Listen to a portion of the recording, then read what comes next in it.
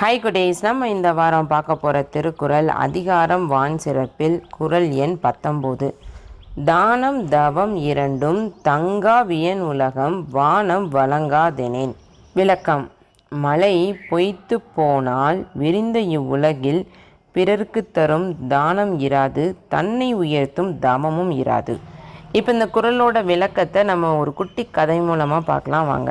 சுந்தர் தன் பெற்றோர்கள்கிட்ட ரொம்ப ஈடுபாடோடு இருந்துட்டு வந்தார். ஒவ்வொரு வருஷமும் அவங்க நினைவு நாளன்று ஊர் முழுவதுமே அன்னதானம் செய்கிறத பல ஆண்டுகளாக கடைப்பிடிச்சிட்டு வந்தார். அந்த ஊரில் இருந்த வசதி படைத்தவங்க கூட அவர் செய்யும் அன்னதானத்தில் கலந்துக்கிடுவாங்க.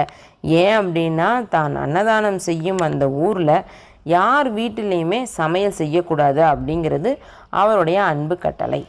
ஆனால் அடுத்தவங்க வீட்டில் சாப்பிடக்கூடாது அப்படிங்கிற விரதத்தை கடைபிடிச்சிட்டு வர்றவர் வீரா. அவர் மட்டும் அதில் எப்பயுமே கலந்துக்க மாட்டார். ஆனால் அவருடைய குடும்பத்தினர்கள் எல்லாருமே கலந்துக்கிடுவாங்க. அதை வீரா என்றைக்குமே தடுத்ததே கிடையாது. வீரா ஒரு தவ வாழ்க்கையை வாழ்கிறவர். வருடத்தில் பாதி நாட்கள் ஏதோ ஒரு விரதம் அப்படின்னு சொல்லி சாப்பிடவே மாட்டார். அவருடைய உடல் இழைத்து எலும்பும் தோலுமாக தான் இருப்பார். ஆனால் முகத்தில் ஒரு தெய்வக்கலை கண்டிப்பாக இருக்கும். விரதம் இருக்கும் நாட்களில் அவருடைய முகத்தில் பசி களைப்பை பார்க்கவே முடியாது. ஒரு பரவச நிலை தான் அவருடைய முகத்தில் எப்பயுமே குடியிருக்கும். வீராவோட மனைவி வேகமாக வீரா கிட்ட வந்துட்டு, உங்களுக்கு ஒரு விஷயம் தெரியுமா? இந்த வருஷம் சுந்தரையா அன்னதானம் செய்ய போகிறதில்லையா, அந்த வழக்கத்தையே நிறுத்திவிட போகிறாராம் அப்படின்னு அவருடைய மனைவி சொல்கிறாங்க. என்ன காரணம் வீரா கேட்குறாரு.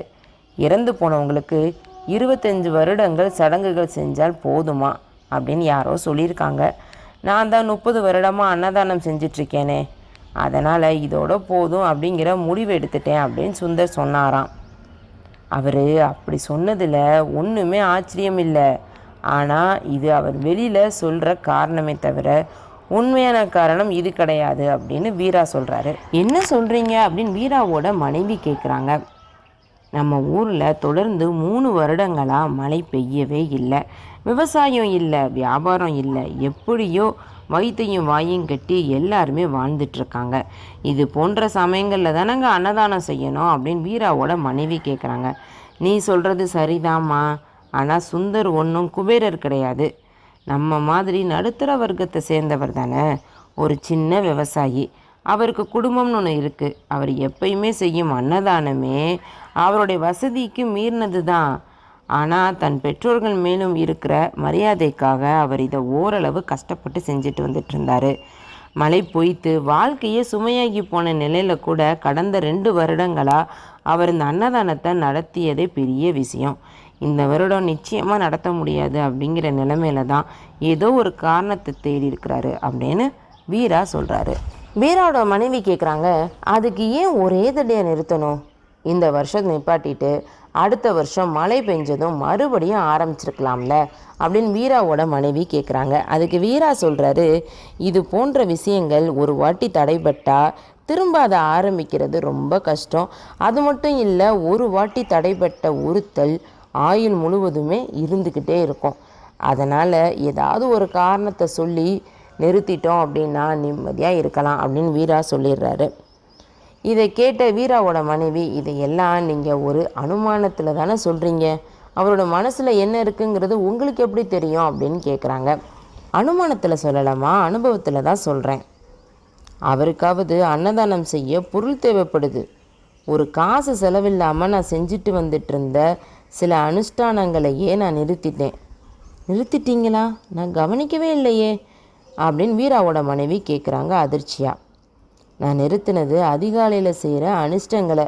நான் செஞ்சதை நீ இது வரைக்கும் பார்த்ததே கிடையாது, அதனால் நிறுத்தினதையுமே நீ பார்த்துருக்க மாட்ட அப்படின்னு சொல்கிறாரு. ஏன் நிறுத்தினீங்க அப்படின்னு வீராவோட மனைவி கேட்குறாங்க.